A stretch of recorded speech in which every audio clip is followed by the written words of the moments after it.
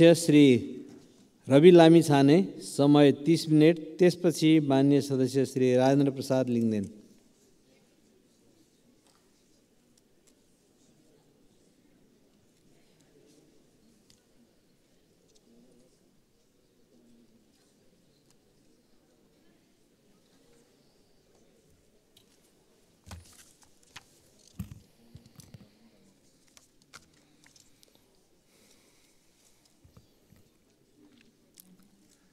सम्माननीय सभामुख महोदय, म आजको विषयवस्तुमा प्रवेश गर्नुभन्दा अगाडि केही कुरा स्पष्ट गर्न चाहन्छु। जनतामा भ्रमित हुने गरी जबरजस्ती फैलिएका प्रोपागान्डाहरूको प्रतिकार गर्न र सत्य सन्देश प्रवाह गर्नका लागि एक जिम्मेवार जनप्रतिनिधिका हैसियतले आफ्नो दृष्टिकोण जनता समक्ष पुर्याउने थलो पनि संसद भएका हुनाले म यो अनुमति चाहन्छु। सभामुख महोदय, नागरिकता विधेयकका सम्बन्धमा राष्ट्रिय स्वतन्त्र पार्टी कुनै समुदायको विरुद्ध छ भन्ने भाष्य जबरजस्ती निर्माण गरेर निमुखा नागरिकलाई गुमराहमा राख्न खोजिएको छ। त्यसो गर्नेहरूलाई म यति मात्र भन्न चाहन्छु कि राजनीतिसँग कुनै सरोकार र भोट बैंकको कुनै आवश्यकता नहुँदा पनि प्राकृतिक विपत्ति, वैदेशिक रोजगारीका समस्या र मिटर ब्याज जस्ता विषयमा आवाजविहीन मधेसी जनताको पक्षमा हामी उभिएको संसार साक्षी छ। मैले श्रेय लिन खोजेको होइन, एउटा दृष्टान्त मात्र दिन खोजेको हुँ। सम्माननीय सभामुख महोदय, मलाई नागरिकले नागरिकता नपाउनुको पीडा थाहा छ, साँच्चै नै थाहा छ। कुनै पनि नेपाली नागरिक नागरिकताबाट वञ्चित हुनु हुँदैन, त्यो उसको नैसर्गिक अधिकार हो। जन्मसिद्ध नेपाली नागरिकका सन्तान र एकल आमाहरूका सन्तानको नागरिकताको अधिकार मेरो र तपाईँको जति नै सुनिश्चित छ हुनुपर्छ सभामुख महोदय। मात्र वैवाहिक अङ्गीकृतका विषयमा मौन रहेका हुनाले यसबारेमा छलफल चलाउन खोजिएको हो र सम्मानित सभामुख महोदय मार्फत म जानकारी गराउन चाहन्छु। एकल आमाका सन्तानले नागरिकता लिँदा आमाले बाबुको पहिचान नै नखुलेको स्व घोषणा गर्ने व्यवस्था हाम्रा आमा दिदीबहिनीहरूको आत्मसम्मान विपरीत छैन यो? यस्ता प्रश्नहरूको विषयमा पनि सोचौँ भनेको हामीले। विधेयक संसदमा आएको भए हामी छलफल गर्थ्यौँ, स्वामित्व लिन्थ्यौँ।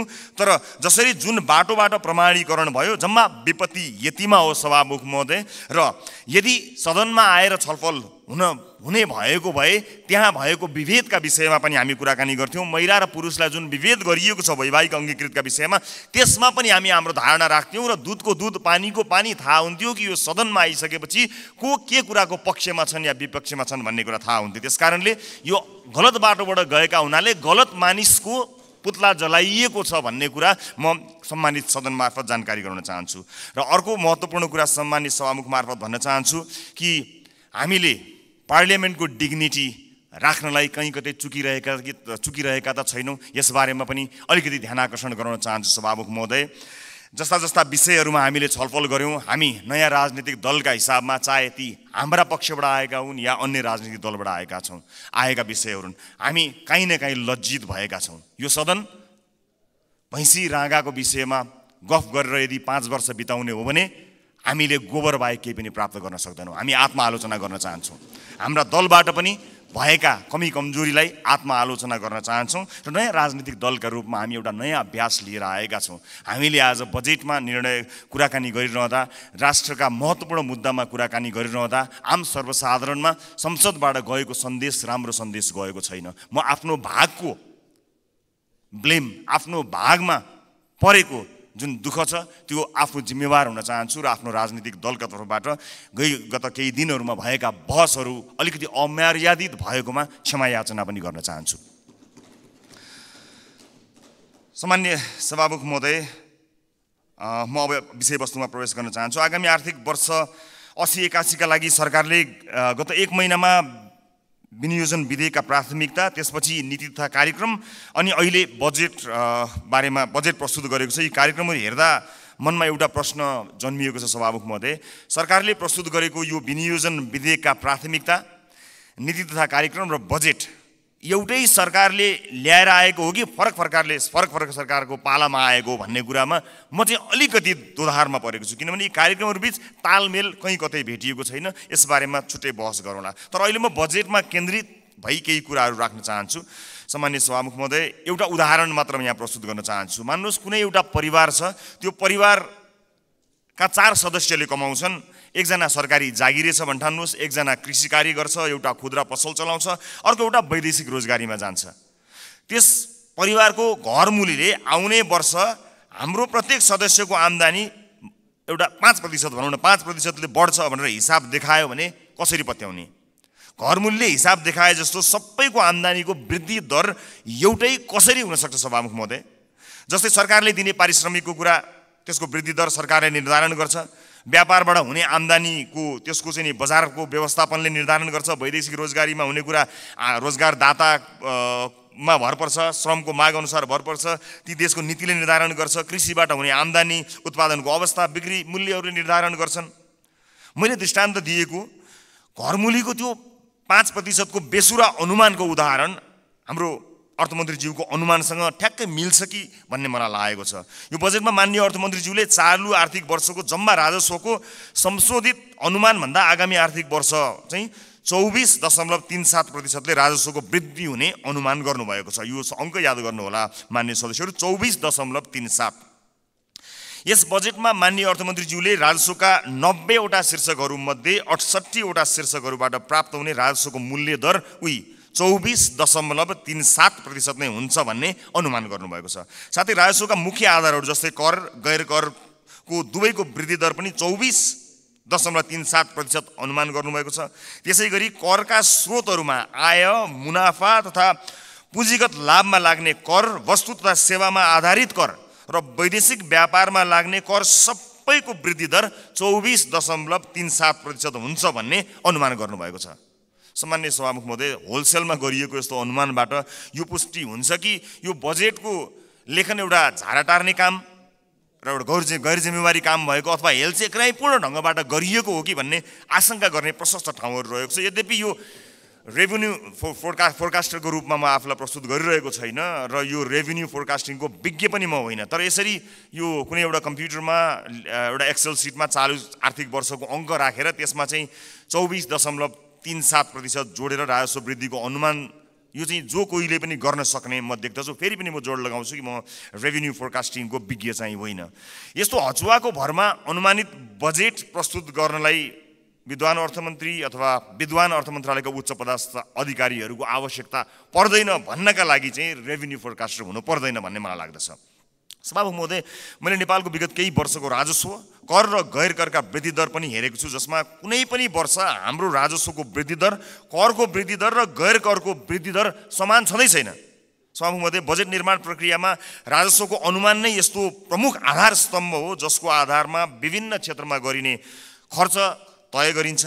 चालु आर्थिक वर्षको प्रक्षेपित राजस्व करिब 14 खर्ब उठ्न नसक्ने भई संशोधित अनुमान करिब 11 खर्बमा झार्नु परेको यो विषम अवस्थामा अर्थमन्त्रीज्यूले आगामी आर्थिक वर्षको बजेट प्रस्तुत गरिरहँदा जम्मा राजस्वको करिब 93% भन्दा बढी उठ्ने अनुमान गरिएको राजस्वका शीर्षकहरूबाट प्राप्त हुने राजस्वको वृद्धि दर एउटै 24.37% हुने अनौठो अनुमानले हामीलाई कहाँ पुर्याउने हो भन्ने एउटा ठूलो प्रश्न खडा भएको छ। चालु आर्थिक वर्षमा लक्ष्य अनुसार राजस्व सङ्कलन हुन नसक्दाको परिणाम स्थानीय तहमा हस्तान्तरण हुने समानीकरण अनुदानको 50% कटौती गर्ने अवस्थामा सरकार पुगेको सर्वविदितै छ। यस्तो हचुवाको भरमा प्रक्षेपण गरिएको राजस्वमा आधारित आगामी वर्षको बजेटले हामीलाई, यो मुलुकलाई कहाँ पुर्याउने हो ठूलो प्रश्न खडा भएको छ।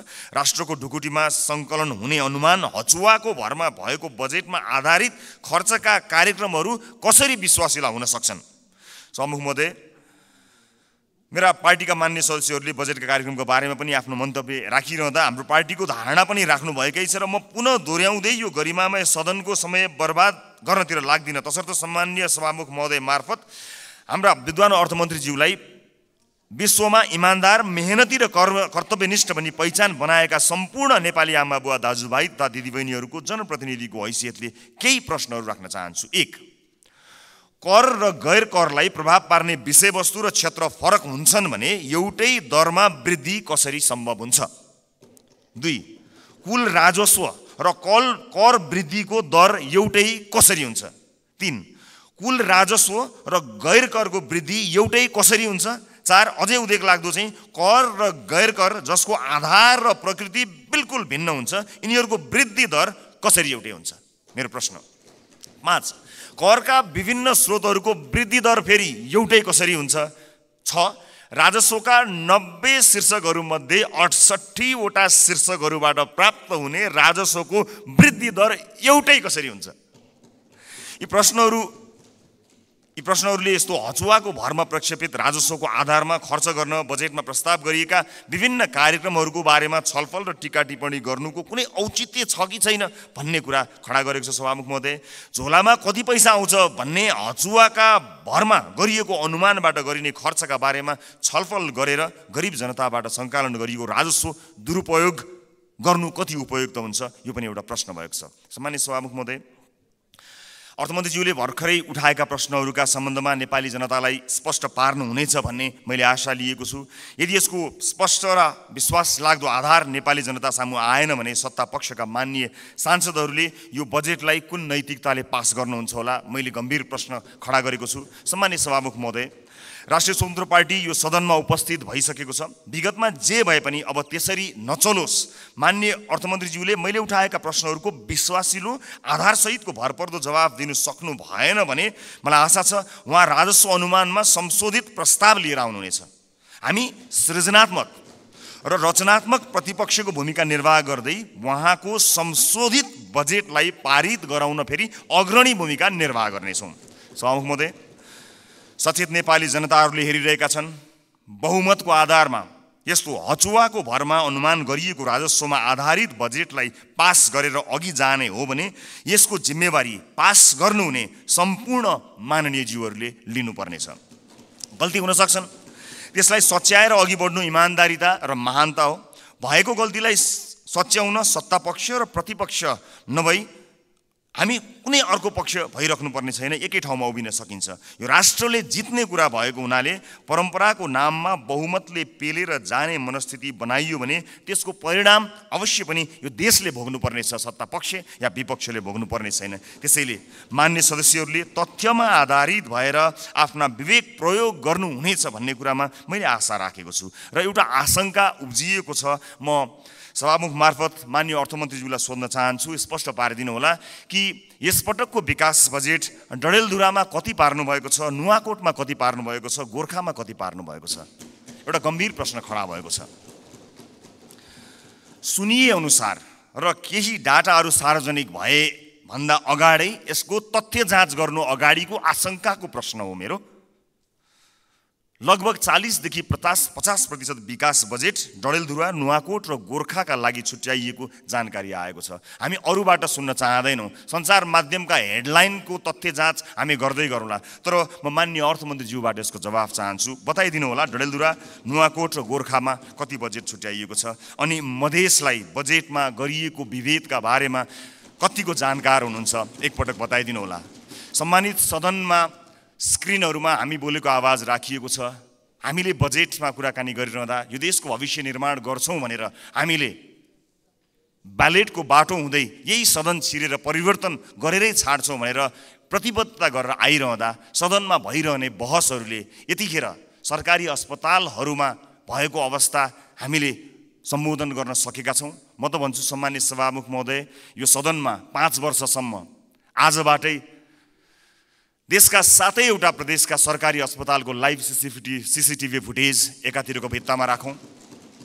देशका अझ विशेष गरेर मधेसका सामुदायिक विद्यालयका सीसीटीभी फुटेजको लाइभ फुटेज दाहिनेतिर भित्तामा राखौँ।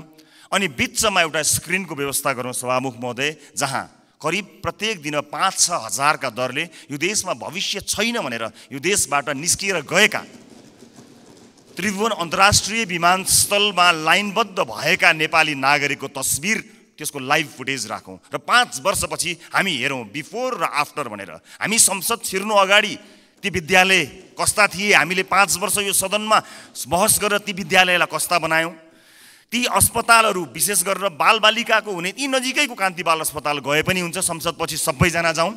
त्यो अस्पताललाई हामीले 5 वर्ष यो सदनमा विभिन्न कोही कसैले असाध्यै नरम बनेर असाध्यै असल ज्ञानी प्राणी बनेर, कसैले हामी जस्ता चर्का आवाजमा बोलेर, जसले जसरी बोले भए पनि हामीले गरेको नीति निर्माणले 5 वर्ष अघि र 5 वर्ष पछाडि के फरक पर्यो भन्ने कुरा यो स्क्रिनमा राखौँ र त्यसपछि 5 वर्षपछि आउने सदनलाई त्यो स्क्रिनको अर्को दृश्य हस्तान्तरण गर्ने प्रतिबद्धता व्यक्त गरौँ।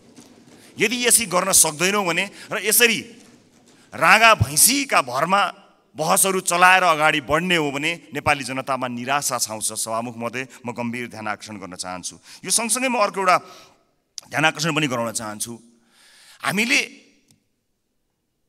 बनाउने कानुनहरूका आधारमा र अझ विशेष गरेर हामीले छुट्याएको प्राथमिकताहरूका आधारमा जनजीविकामा प्रभाव पर्नुपर्ने हुन्छ, हाम्रो जीवनमा प्रभाव पार्ने होइन। तपाईँ हाम्रो जीवनमा आज यो सम्मानित सदनभित्र आएका हामीहरू नेपाली नागरिकलाई केही भनेर यहाँ आएका छौँ, तर आज सम्बन्धित मन्त्रीका जिल्लाहरूमा अलिकति पहुँच भएका सांसदहरूका जिल्लाहरूमा जसरी बजेट बाँडफाँड गर्ने कार्य भएको छ, के तपाईँलाई लाग्छ यसपछि फेरि पनि जनताका माझमा हात जोडेर भोट माग्न जाँदाखेरि हामीले यही 5 वर्षका गतिविधि र यिनै बजेटहरू यिनैका आधारमा नेपाली जनताले हामीलाई पत्याएर भोट दिनेछन्? दिने छैनन्। यदि नेपाली जनताले विवेक प्रयोग गरे भने दिने छैनन्। र जुन किसिमको बहस सम्मानित सदनमा केही दिन अगाडि भयो, त्यो बहस यदि निरन्तरता हुने हो भने सम्मानित सभामुख महोदय मार्फत भन्न चाहन्छु, म चाहिँ नेपाली जनतालाई अनुहार देखाउने हैसियतको रहने छैन। त्यसकारणले यो सदनमा हुने बहस अत्यन्त महत्त्वपूर्ण बनोस्, यहाँ हुने सरसल्लाहहरू महत्त्वपूर्ण बनुन् भन्ने कुराको ध्यान आकर्षण गर्न चाहन्छु र आफ्ना दलका तर्फबाट म यसको प्रतिबद्धता पनि व्यक्त गर्न चाहन्छु। सञ्चार माध्यममा आएका विषयलाई लिएर नै हामी कहिलेकाहीँ सदन अवरुद्ध पनि गर्दा रहेछौँ। त्यसको फ्याक्ट चेक गर्नु पनि महत्त्वपूर्ण हुने रहेछ। मैले निर्ममतापूर्वक भन्नै पर्छ, केही, सबै होइनन्, केही सञ्चार माध्यमहरूमा कयौँ व्यापारी व्यवसायीहरूले लगानी या विज्ञापनबाट प्रभाव पारेका छन्। यो सत्य हो। बोल्न धेरैजना किन डराउनुहुन्छ भने ती सञ्चार माध्यमहरूले गलत लेखिदिँदा आफ्नो छवि बिग्रन्छ भन्ने डरले कयौँ मान्यहरू बोल्नुहुन्न, तर त्यसो भन्न मिल्दैन। त्यसैमा आएको समाचारले संसदमा हङ्गामा मचाइरहँदाखेरि त्यो जसले समाचारलाई प्रभावित पार्न खोज्यो कुनै व्यापारी, उसले कति रमाइलो मान्दो हो। यो सदन कुनै एउटा हेडलाइनमा उचालिने ठाउँ होइन। त्यसको वास्तविकता जाँच गर्नुपर्छ, त्यसलाई परख्नुपर्छ, अनि त्यसपछि आवश्यक भए मात्र सदन घेरिनुपर्छ, सदनमा हो हल्ला गर्नुपर्छ। यो मैले आफैलाई बढी प्राथमिकता दिएर भनेको, मैले कुनै दललाई भनेको होइन। हाम्रो दल पनि यसमा सहभागी छ। त्यसकारणले हामी केही नयाँ गरौँ भनेर आएका दलहरू हामी पुरानै शैलीमा गयौँ र हामी पनि त्यही रोगमा लाग्यौँ भने मैले अघि भने जस्तै हामीले प्राप्त गर्ने भनेको यी गाई र भैँसीका अथवा भैँसी र रागोका कुराकानी गऱ्यौँ भने अन्त्यमा हामीले प्राप्त गर्ने भनेको त्यो गोबर बाहेक केही पनि होइन। मैले सम्मानित सदनलाई यो कुरा जानकारी गराउनै पर्नेछ। सम्मानित सभामुख महोदय, यस सदनमा हामीले नेपाली जनताका लागि नीतिहरू बनाइरहँदा र विशेष गरेर बजेटमा प्राथमिकताहरू छुट्याइरहँदा हामीले छुट्याएको प्राथमिकताले आम नागरिकको जीवनलाई छुन सकेनछ भने, आम नागरिकको दैनिकीलाई प्रभाव पार्न सकेन भने हाम्रो लागि त्यो दुर्भाग्यको विषय हुन्छ। सरकारले विदेशमा रहेका नागरिकका लागि पनि अब भोटिङ राइट्स दिने, विदेशमा रहेका नेपाली नागरिकले पनि भोट हाल्न पाउने अधिकारको सुनिश्चितता गर्ने भनेर भन्यो। तर कहाँ छुट्याउनु भयो अर्थमन्त्रीज्यू बजेट? त्यसका लागि लगत सङ्कलन गर्न जानुपर्ला, निर्वाचन आयोग विदेशमा रहेका नेपालीहरूको बारेमा जानकारी लिन जानुपर्छ। त्यसका लागि कहाँ कतै मैले बजेटमा कतै मैले देखिनँ कि, मलाई क्षमा गर्नुहोला, तर त्यसलाई तपाईँले भन्नलाई त भनिदिनु भयो होला, तर प्राथमिकतामा राख्नु भएन। हामी फेरि पनि भन्न चाहन्छौँ, यो देशमा भविष्य नदेखेर विभिन्न कुरीतिका कारणले हामीले भोग्नु परेका व्यथितिका कारणले मुलुकमै केही गरी खाउँ भन्ने अवसर नपाएर बाध्य भएर विदेश बसेका नेपालीहरूले आफ्नो देशको भविष्य छान्न पाउनुपर्छ, भोट हाल्न पाउनुपर्छ। त्यसलाई प्राथमिकताका साथ राखियोस्। म माननीय अर्थमन्त्रीज्यूलाई विदेशमा रहेका नेपालीहरूले मतदान गर्न पाउने अधिकारको सुनिश्चितताका लागि कति बजेट छुट्याउनु भएको छ, के व्यवस्था गर्नुभएको छ, म त्यसको लागि पनि जवाफ चाहन्छु। र जिल्ला निर्वाचन कार्यालयहरू खारेज गर्ने जस्तो निर्णय, गलत निर्णय सच्याइयोस् भन्ने कुरा पनि म भन्न चाहन्छु। किनभने संवैधानिक निकायहरूलाई हामीले त्यसका काम कारबाहीहरूलाई यदि ध्यान दिएनौँ, तिनको स्वच्छतामा हामीले प्रश्न खडा गरेनौँ र त्यसलाई सरकारका मार्फत या कुनै मन्त्रालयका मार्फत ल्याएर राखिदियौँ भने त्यो साँच्चै नै दुर्भाग्यपूर्ण हुनेछ। त्यसकारणले यसलाई पनि पुनर्विचार गरियोस्। खर्च कटौतीका नाममा हरेक विषयलाई त्यसको गम्भीरता त्यसको महत्त्व नबुझिकन गरियो भने त्यो साँच्चै नै दुःखद हुनेछ। म सम्मानीय सभामुख मार्फत यो ध्यान आकर्षण गर्न चाहन्छु। र अहिले बजारमा देखिएको वित्तीय सङ्कट, आम नागरिकले भोगेको वित्तीय सङ्कटलाई सम्बोधन गर्ने र त्यसमा उत्साह छर्ने किसिमका कुनै पनि कार्यक्रमहरू हामीले देख्न सकेनौँ। आज एकपछि अर्को सटरहरू बन्द भएका छन्। आज कयौँ व्यापारी व्यवसायीहरू बैंकको चर्को ब्याज तिर्न नसकेर कयौँ व्यापारी व्यवसायीहरू आत्महत्या गर्ने अवस्थासम्म पुगेका छन्। मेरै निर्वाचन क्षेत्रमा शङ्कर कणेलले आत्महत्या गर्नुभयो र उहाँको सुसाइड नोटमा लेखिएका कुराहरू गम्भीर छन्। यस्ता धेरै समस्याहरू देखिएका छन्। आज प्रत्येक 3वटा सटरमा एउटा सटर बन्द भएको अवस्था छ। आज सहकारीहरूका कारणले गर्दाखेरि जुन किसिमको बिल्लीबाट मानिसहरूको भएको छ, त्यसलाई सरकारले गम्भीरतापूर्वक सम्बोधन नगर्ने भयो भने धेरै मानिसहरू सडकमा आउन बाध्य भएका हुन्छन् र बेवश भएर यो मुलुक छोडेर विदेशमा रोजगारीका लागि जानुपर्ने अवस्था सिर्जना हुन्छ। अनि विदेशमा रोजगारीका लागि जानुपर्दाखेरि विदेशमा भएका हाम्रा राजदूतावासहरूको संयन्त्रले लाखौँको सङ्ख्यामा भएका नेपाली नागरिकहरूलाई सम्बोधन गर्नै सक्दैन। यहाँ केही गरौँ भन्दा गर्न पाएका छैनन्। देशै छोडेर जाँदा परदेशमा पनि दुःख पाएर बसेका छन्। मुलुकको समाजको वास्तविक समस्यासँग हाम्रो नीति, हाम्रो बजेट, हाम्रो कार्यक्रम कसरी अलग हुन सक्छ? सभामुख महोदय, समाजको चरित्रभन्दा, समाजले भोगेको पीडाभन्दा हामीले यहाँ गर्ने डिस्कसन, तपाईँ हामीले गर्ने संवाद कसरी फरक हुन सक्छ? सभामुख महोदय, समाजले भोगेको पीडालाई मलम लगाउन नसक्ने गरी हामीले गर्ने संवादको के अर्थ हुन्छ? सभामुख महोदय, त्यसकारणले म विनम्रतापूर्वक अनुरोध गर्न चाहन्छु सभामुख महोदय मार्फत कि नेपाली जनताको पीडालाई, नेपाली जनताले आज भोगेका समस्याहरूलाई त्यसलाई महसुस गरेर, त्यसलाई लिपिबद्ध गरेर हामीले बजेटमा ध्यान दिनुपर्छ। र अन्त्यमा आगामी वर्षका लागि हामीले यसो गर्न सक्छौँ कि सानो एउटा सुझावसहित म बिदा माग्छु। बजेट बन्नुभन्दा 4-5 महिना अगाडि हरेक राजनीतिक दलका अझ विषयविज्ञहरू छन् भने उनीहरूलाई सहभागी गराएर प्राथमिकताका क्षेत्रहरू छुट्याउँ। कुनै पनि राजनीतिक दलले भोट माग्दाखेरि शिक्षा गुणस्तरीय र स्वास्थ्य आम नागरिकको पहुँचमा भनेर हामीले भोट मागेका हौँ नि। हाम्रो घोषणापत्रमा, हाम्रा वाचापत्रमा बाकाइदा लेखिएको छ नि। नेपालको संविधानले पनि त्यो अधिकारलाई सुरक्षित गरेको छ नि। भनेपछि के सत्तापक्ष के विपक्ष कसैको विमति होला र? हामीले कस्तो शिक्षा नीति बनाउने? आउनुहोस् सबै राजनीतिक दलका साथीहरू एक ठाउँमा उभियौँ र एउटा साझा शिक्षा नीति सरकारलाई हामीले रेकमेन्ड गरौँ। किनकि तपाईँले भोट माग्दा पनि नेपाली जनतालाई राम्रो शिक्षा दिन्छु भन्नुभएको हो, मैले भोट माग्दा पनि नेपाली जनतालाई राम्रो शिक्षा दिन्छु भनेको हुँ। अनि यहाँ राजनीति कसरी भयो?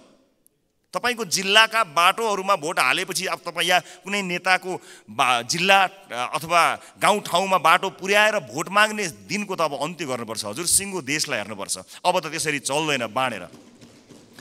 यो नागरिकको स्वास्थ्यका लागि आवश्यक पर्ने हेल्थ केयर बिल कस्तो हुनुपर्छ? सबै राजनीतिक दलका 101 छानेर एक ठाउँमा बसौँ बजेट बन्नुभन्दा करिब 4-5 महिना अगाडि र हामी साझा अवधारणा बनाऊ र त्यसमा एउटा कमन कमिटमेन्ट गरौँ। त्यसलाई सरकारको शिक्षा नीति बनाऊ। कोही विपक्षमा हुने छैनन् किनकि सबैको अपनत्व हुनेछ। त्यसै गरी स्वास्थ्यका विषयमा कुराकानी गरौँ, अफोर्डेबल हेल्थ केयरका बारेमा हामी कुराकानी गरौँ र सबै दलका माननीयहरू अझ विषयविज्ञहरूलाई राखेर र आवश्यक परे नागरिक समाजबाट पनि विषयमा विज्ञता हासिल गरेका मानिसहरूलाई ल्याएर यो देशको स्वास्थ्य नीति कस्तो हुन्छ भन्ने कुरामा बहस गरौँ। 5 महिना अगाडि बहस गरौँ र त्यस बहसबाट निस्किएको निष्कर्ष, चाहे त्यो मुखमा त्यो निष्कर्ष निस्किएको भोलिपल्ट सरकार ढलोस्, जसुकैको सरकार बनोस्, सत्तापक्ष प्रतिपक्ष बनोस्, प्रतिपक्ष सत्तापक्ष बनोस्, तर त्यो नीति फेल हुनु भएन। यदि नेपाली जनतालाई हामीले हृदयमा राखेका हौँ, साँच्चै नै यो देशको मुहार फेर्नका लागि यहाँ आएका हौँ भने यो काम गरौँ। होइन आफ्नो र आफ्नाका मुहार फेर्न आएको हो भने यसै गरी चलाउँ, 5 वर्ष बिताउँ, तर हामी चाहिँ अनुहार देखाउन लायकका हुने छैनौँ। देशको मुहार जस्ताको तस्तै, तर राजनीतिज्ञको मुहार कति धेरै चम्किलो भएको छ हेर्नुहोस् त। किनकि हामीले जनताका मुद्दालाई चुनावका बेलामा मात्र सम्झ्यौँ, चुनाव पछाडि बिर्स्यौँ। म सम्पूर्ण माननीय सदस्यहरूलाई सत्तापक्ष प्रतिपक्ष जहाँ रहनु भएको छ म सबैलाई विनम्रतापूर्वक अनुरोध गर्न चाहन्छु। नागरिकता विधेयकमा पनि हामीले भन्न खोजेको त्यही हो। ओनरसिप यहाँ छलफल हुन पाएको भए सम्भवतः त्यसमा भएका बुँदाहरूमा अथवा छुटेका विषयहरूमा छलफल गर्न सकिन्थ्यो। यहाँ भएका कुनै पनि दलका मान्य सदस्यहरूले नेपाली नागरिकले नागरिकताबाट वञ्चित हुनु परोस् भन्ने कुरामा मत हाल्नै सक्नुहुन्न। कसले सक्नुहुन्छ र? विमति कसैको पनि हुने छैनन्। तर सबैले अपनत्व महसुस गरी सही ढङ्ग र सही बाटोमा आएको भए अहिले सम्भवतः सम्मानित अदालतमा गएर त्यो अड्किने थिएन। अनि त्यसको दोष केही दलहरूले लिनु परेको छ, वास्तवमा होइन। नेपाली नागरिकले नागरिकता प्राप्त गर्नुपर्छ भन्ने कुराको विरोधमा, त्यसको विपक्षमा कोही पनि नेपाली हुनै सक्दैन। तर त्यसभित्रको अन्तर्वस्तुमा पछिसम्मलाई सोचेर संवेदनशील विषयहरूमा यो सदन जहाँ नयाँ माननीयहरू र नयाँ राजनीतिक दलका रूपमा हामी पनि आएका छौँ, हामी पनि यसमा सहभागी हुन चाहन्छौँ अनि हामी पनि यो छलफलमा सहभागी हुन चाहन्छौँ, अन्तर्वस्तुमा कुराकानी गर्न चाहन्छौँ र त्यो विधेयकले छुटाएका तर महत्त्वपूर्ण विषयमा हामी योगदान दिन चाहन्छौँ र इतिहासलाई त्यो दस्तावेजमा हामी पनि सही साक्षी हौँ भनेर भन्न चाहन्छौँ। हामी पक्षमा छौँ। हामी जन्मसिद्ध नेपाली नागरिकहरूले नागरिकता पाउनुपर्छ भन्ने कुराको पक्षमा छौँ। हामी सम्पूर्ण योग्य नेपाली नागरिकहरूले नागरिकता पाउनुपर्छ भन्ने कुराको पक्षमा छौँ। हामी त्यो बहसमा सहभागी हुन चाहन्छौँ र पछिसम्म यो मुलुकलाई हित हुने विषयमा सहभागी मात्र हुन चाहन्छौँ। सम्मानित सदनमा आज मैले यति कुराहरू राखेँ। मलाई विश्वास छ हामीले गरेका बहसहरू केवल बहसका लागि होइनन्। हामीले भनेका यी शब्दहरू, हामीले प्रकट गरेका हाम्रा धारणाहरू केवल यतिकै एउटा धारणा राख्नलाई गरिएका विषयवस्तु होइनन्।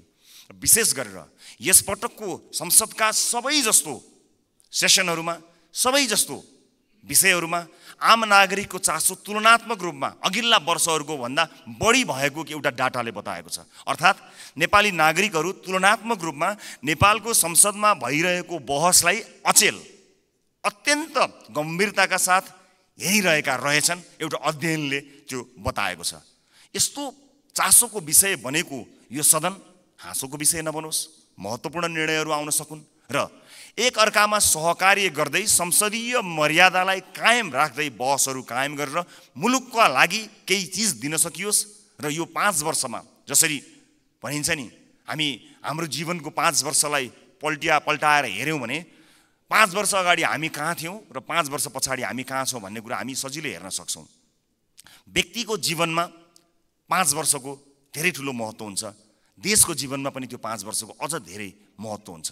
त्यसकारणले हामी यो सदनको जब अन्तिम दिनमा यहाँ बोल्नेछौँ, अघि मैले भने जस्तै हामीले विशेष गरेर देशको टड्कारो समस्यामा रहेका नागरिकको स्वास्थ्यमा यो 5 वर्ष सदनभित्र आएर हामीले के गर्यौँ त्यो भन्न पाइयोस्। त्यसपछि निर्वाचित हुने मान्यज्यूहरूलाई बुझाउन पाइयोस् हामीले यो देशका लागि यति गर्न सक्यौँ, बाँकी तपाईँको जिम्मा भन्न सकियोस्। अघिल्लो सदनले हामीलाई के बुझायो?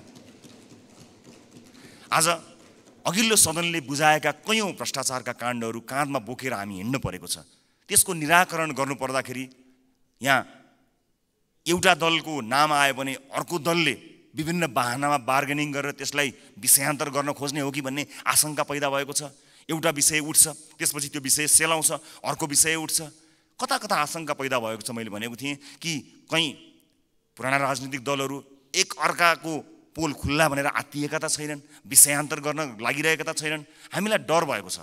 नेपाली जनताले नयाँ म्यान्डेट दिएर पठाएको राजनीतिक दलका रूपमा हामी पुराना माननीयज्यूहरूबाट सिक्न चाहन्छौँ, बुझ्न चाहन्छौँ। तपाईँको राजनीतिक लडाइँ र तपाईँको राजनीतिक इतिहासको मानमर्दन गर्ने हाम्रो ध्येय कहीँ पनि छैन। कुन सङ्घर्षले तपाईँले आज यो दिन ल्याउनु भएको छ? हामी त सजिलै राजनीतिमा आयौँ। साँच्चै भन्नुपर्दा हामीलाई राजनीतिमा त्यो सङ्घर्ष गर्नु परेन। तपाईँहरू त राज्यले लखेटेको, राज्यले मार्छु भनेको, भूमिगत बस्नु परेको, जेल जीवन बिताउनु भएको त्यति ठुलो सङ्घर्ष गरेर तपाईँहरूले यहाँ ल्याउनु भएको छ। हामीलाई गर्व छ तपाईँहरूप्रति। तर गर्व गर्न लायक, तपाईँको इतिहासमा गर्व गर्न लायक वर्तमान भइदियोस् भन्ने मात्र हाम्रो चाहना हो। एक अर्काप्रतिको वैमनस्यता, एक अर्काप्रतिको तिक्तता सम्मानित सदनमा तपाईँहरू उखिरहँदा हामी के हेर्ने, मुस्कुराउने कि ताली पड्काउने कि ढ्याप गर्ने कि मुख छोप्ने, त्यस्तो अवस्था हामीलाई सृजना नगरिदिनु होला। किनकि नेपालको राजनीतिमा तपाईँले दिनुभएको योगदानको हामी कदर गर्न चाहन्छौँ। हामी त्यो पुस्ता बन्न चाहन्छौँ जो अघिल्लो पुस्ताले गरेको राजनीतिक योगदानको उच्च मूल्याङ्कन गर्न सकोस्। तर सम्मानित सदनमा एउटा पार्लिमेन्टको डिग्निटीलाई नै हल्लाइदिने किसिमका गतिविधि हुँदाखेरि कता कता हामीलाई पनि त्यो रोग सरे जस्तो पनि कहीँ दिनमा भयो। हामी त्यो रोग सार्न चाहन्नौँ मान्यज्यूहरू, हामी त्यो रोग सार्न नै चाहन्नौँ। हामी तपाईँलाई त्यही सम्मानित स्थानमा राख्न चाहन्छौँ जुन सम्मानको तपाईँहरू लायक हुनुहुन्छ। हामी नयाँ पुस्ताका राजनीतिज्ञहरूलाई तपाईँहरूले एउटा यस्तो संस्कारको विकास गरिदिनुहोस्, एउटा यस्तो संस्कार दिनुहोस् ताकि हामी भोलि पनि गर्व गर्न सकौँ कि हामीले यो तपाईँबाट सिकेका हौँ। हामीले नेपाली कङ्ग्रेसबाट सिक्यौँ, हामीले नेकपा एमालेबाट सिक्यौँ, हामीले नेकपा माओवादीबाट सिकौँ भनेर हामीले भन्न सकौँ, मधेसवादी दलहरूबाट सिक्यौँ, जसपाबाट सिक्यौँ भन्न सकौँ, हामीले नेताहरूको नाम लिएर भन्न सकौँ यी नेताहरूबाट हामीले सिकेको हो नि भन्न सकौँ। तर हामीले, माफ गर्नु होला, म क्षमा चाहन्छु, पछिल्ला केही गतिविधिहरूलाई हेर्दा हामीले चाहिँ उल्टो कुरा सिक्छौँ कि हामीलाई पो त्यो रोग सर्छ कि भन्ने डर पैदा भएको छ। म सभामुख मार्फत सम्मानित सदनलाई यति भन्न चाहन्छु कि नीति कार्यक्रमहरू बन्दा, कानुनहरू बन्दा, बजेटहरू बन्दा नेपाली जनतालाई मूलधारमा राखियोस्, देशको वर्तमान समस्यालाई मूलधारमा राखियोस्। वैदेशिक रोजगारीले गाँजेको यो देश यसका मूल समस्याहरूलाई मध्यनजर नराखिकन त्यसलाई नजरअन्दाज गरेर आँखा चिम्लिएर कहीँ पनि पुग्न सकिँदैन। त्यसकारणले नागरिकको स्वास्थ्य, नागरिकको शिक्षा र सामाजिक न्यायका पक्षमा उभिन सक्ने बनोस् बजेट, यही भन्न चाहन्छु। र म जाँदा जाँदै सभामुख महोदय, मैले अघि एउटै दर रेट भएको यो डकुमेन्ट म शीर्ष नेताहरूलाई म उपलब्ध गराउन चाहन्छु। यसले देखाउनेछ 24.37% जुन मैले डाटा प्रस्तुत गरेँ त्यो म अझ स्पष्ट हुने गरी एक-एकवटा प्रमुख राजनीतिक दल र अर्थमन्त्रीज्यूलाई जाँदा जाँदै हस्तान्तरण गर्नेछु। हस्, धन्यवाद, नमस्कार।